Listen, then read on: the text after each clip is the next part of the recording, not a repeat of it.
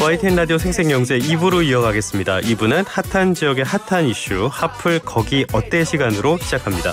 오늘은 송승현 도시와 경제 대표 모시고 부동산에 관련된 이야기 나눠보도록 하겠습니다. 대표님 나와 계십니까? 네, 안녕하세요. 일단 아파트 경매부터 한번 살펴보도록 할게요. 서울의 아파트 경매 진행 건수가 9년 만에 최고치였다. 이런 이야기가 나왔더라고요. 근데 낙찰률은 별로 안 좋았다고 해요. 이게 두 개가 좀 상반되는 이야기 같은데 왜 이렇게 된 겁니까, 이거?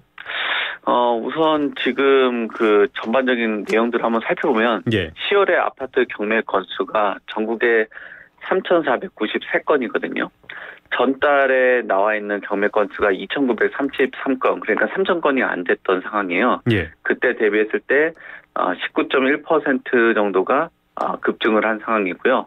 서울에는 380건이고요. 이 380건이라는 것 자체가 2015년 4월에 410건 이후에 가장 많은 수치라고 볼 수 있어요. 그리고 전달 대비했을 때는 한 2배 정도 증가한 상황이고요. 이게 서울뿐만 아니라 경기도도 809건이 나왔는데 이것도 2014년 12월에 845건 이후에 한 10년 만에 또 최대치입니다. 이 내용을 보면은 전반적으로 금리에 대한 그 이자 부담 이런 것들로 인해서 매물로 계속 쏟아져 나와 있다라고 볼 수 있고요.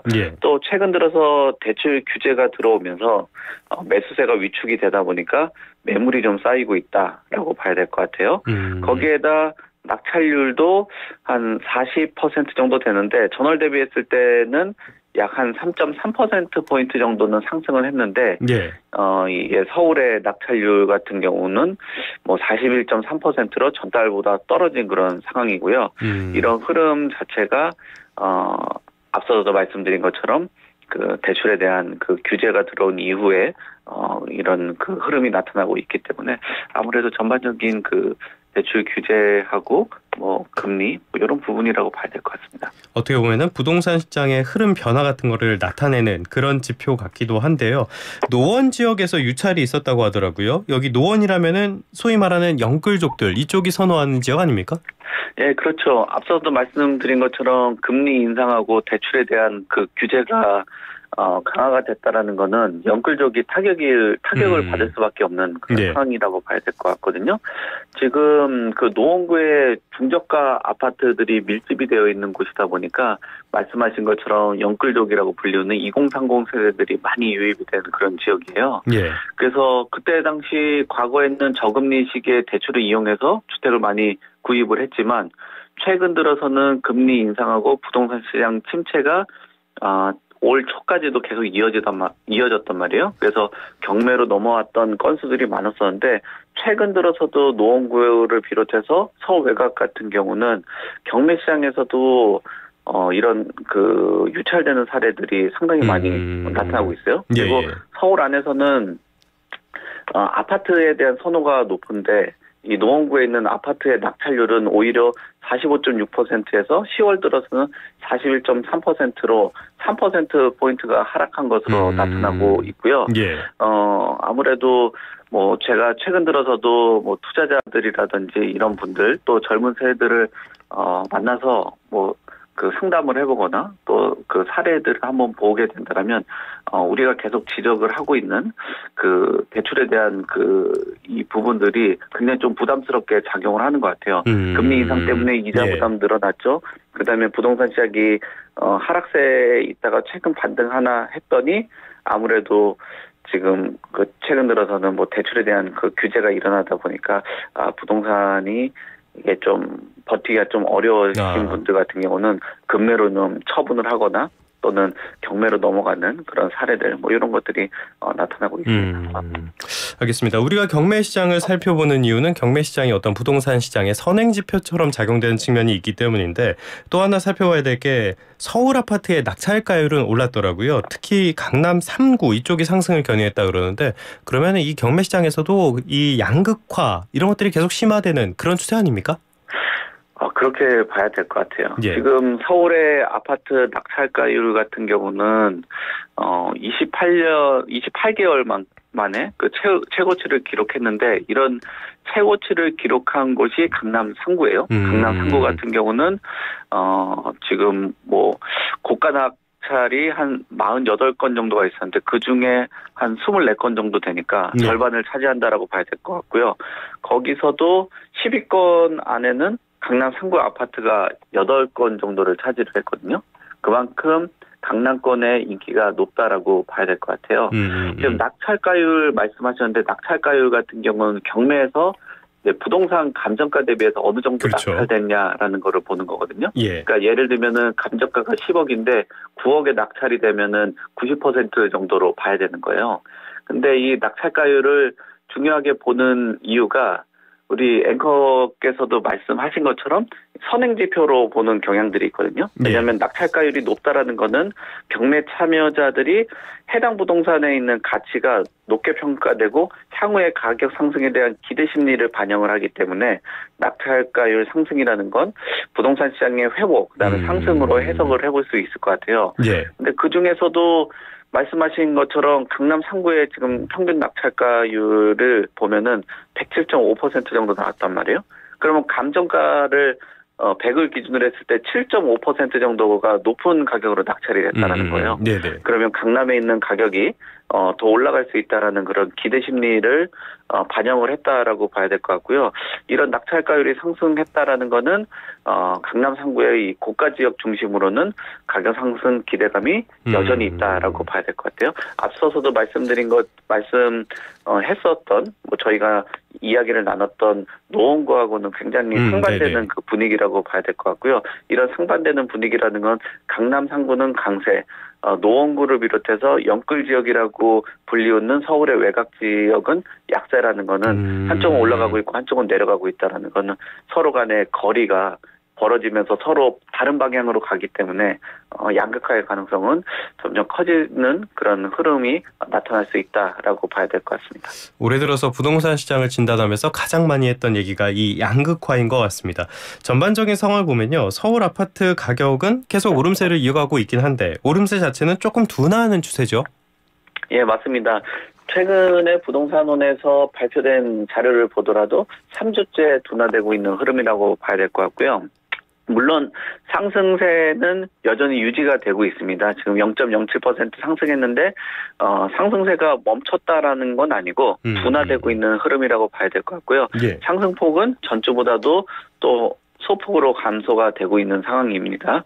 그래서 지금 재건축 단지라든지 뭐 신축 단지 뭐 이런 지역들 같은 경우는 뭐 간헐적인 거래들은 일어나고는 있지만 역시나 대출에 대한 그 규제로 인해서 매수자들이 좀 관망세로 돌아서면서 적체가 되고 있는 그런 흐름이라고 봐야 될 것 같은데요. 이런 그 거래량이 줄어들면서도 최근 들어서는 뭐 낙찰가율 말씀드렸는데 상승세는 둔화가 됐지만 가격이 떨어지지 않는 이유들을 한번 봐야 되는데 거래량이 축소되고 있는 이유를 보면은 매도자들 같은 경우 과거 고점에 대한 기대감들 때문에 여전히 가격을 낮추지 않고 있고요. 예. 일단 매수자 같은 경우는 대출 규제 때문에 이제 관망세로 돌아서면서 매수 의지가 좀 꺾였다라고 봐야 될 것 같아요. 그러니까 서로 바라보는 시각 자체가 다르기 때문에 거래가 일어나지 않는다라고 봐야 될 것 같고요.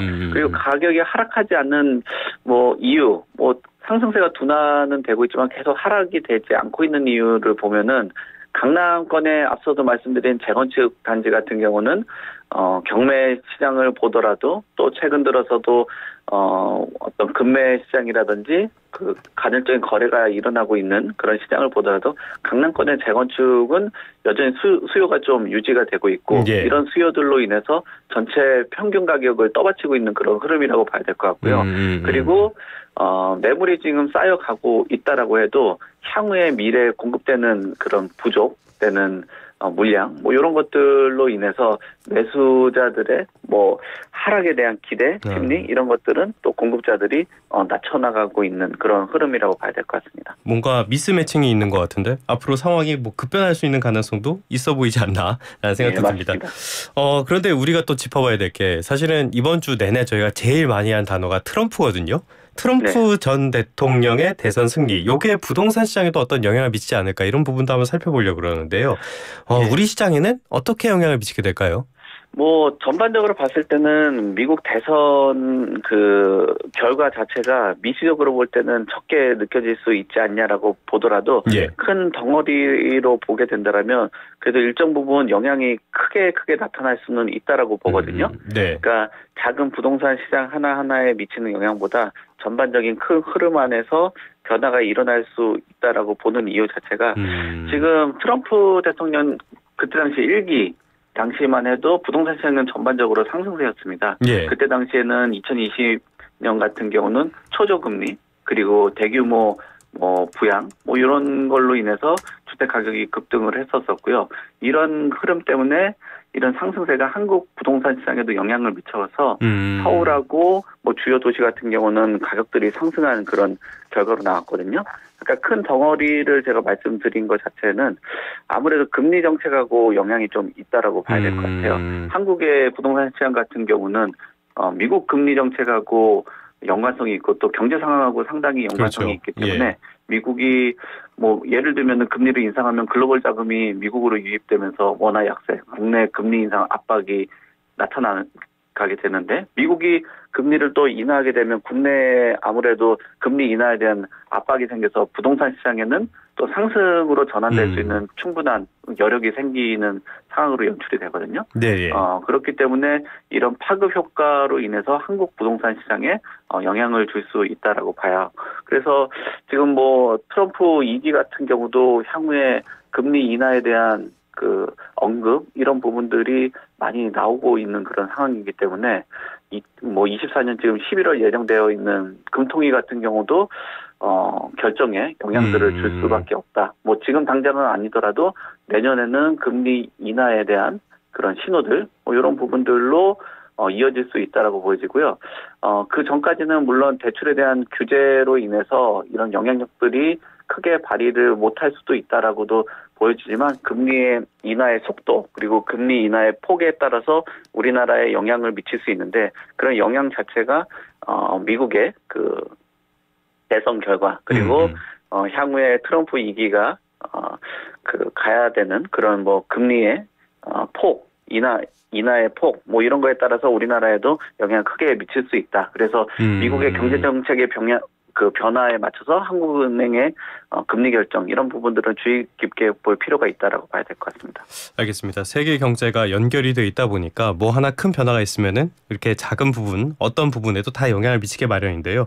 정부가 지난주에 발표한 내용도 마지막으로 좀 살펴보도록 하겠습니다. 수도권의 그린벨트 일부를 해제하겠다고 발표를 했어요. 보니까 수도권 중에서도 많은 사람들이 선호할 만한 그런 지역이던데 이게 관건이 언제 될지 이 부분이 아닐까 싶거든요. 정부에서는 2031년까지 입주를 하겠다 이런 이야기를 하고 있는데 이게 가능할까요? 단순하게 계획들로 보면은 가능한 숫자라고도 봐야 되겠죠. 보통 주요 절차들을 보면 지구 지정하고 개발 계획을 수립을 하는데 이 과정 안에서 환경 영향 평가, 교통 영향 평가 이런 검토들이 있습니다. 개발 계획을 수립을 하고 평가들을 하는 과정이 보통 한 2, 3년 정도 이루어지고요. 그다음에 토지 보상을 하고 인허가 착공을 하는데 실제 건축 허가하고 절차들 하면서 공사 시작하는 게 또 이 과정이 한 1, 2년 정도 소요가 됩니다. 그리고 공사하고 입주하고 그 기간 자체가 공사에 대해서 난이도에 따라서 다르긴 하지만 일반적으로 보면 한 3년에서 4년 정도로 보거든요. 그렇게 되면은 2031년까지 입주하는 거에 대한 각 단계 차질이 없으면 진행이 되는데요.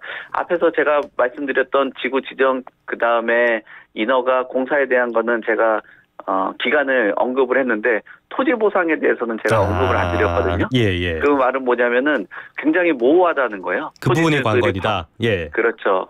반발이라든지 협의가 지연되거나 그렇게 되면 보상이 늘어질 수 있고요. 그렇기 때문에 상기 신도시 같은 경우도 토지 보상 문제로 사업이 진행되고 있는 상황이거든요. 상기 신도시 같은 경우도 남양주 왕숙 같은 그 지역도 토지 보상 문제로 사업 지연되고 일부 지역에서는 토지 보상률이 지금 50% 밑으로 밑돌고 있거든요.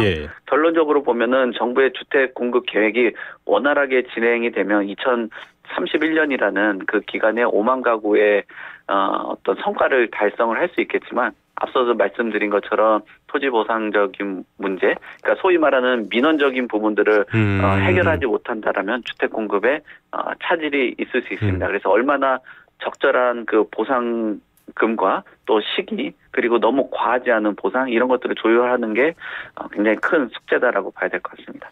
앞서서 그린벨트 해제했을 때 이렇게 계획대로 진행된 적이 있었습니까? 뭐 지금까지 그린벨트 해제가 과거의 어떤 해제 경우를 보게 된다면 속도감 있게 그때 당시는 뭐 공권력도 강하고 토지에 대한 그 어떤 비용 뭐 이런 부분들도 좀 낮았기 때문에 가능했죠. 근데 지금 같은 경우는 그런 부분에 토지에 대한 가격도 가치 평가에 대한 그 기준도 좀 달라졌고 그 다음에 지금 보상되는 부분 같은 경우는 아무래도 사적 이익들이 좀 강해진 그런 시장이기 때문에 시기들을 정확히 맞추기는 좀 어렵다. 과거 같은 경우도 뭐 기간을 정하긴 했지만 그래도 그 기간 자체가 상당 부분 많이 지연이 되지는 않았었는데 지금의 3기 신도시를 보더라도 뭐 1, 2기 신도시보다는 조금 늘어지는 그런 상황들을 본다라고 봐야 될 것 같습니다. 시대가 달라졌으니까요. 알겠습니다. 네. 지금까지 송승현 도시와 경제 대표와 함께 부동산 시장을 둘러싼 다양한 이슈 짚어봤습니다. 오늘 말씀 고맙습니다. 네, 감사합니다.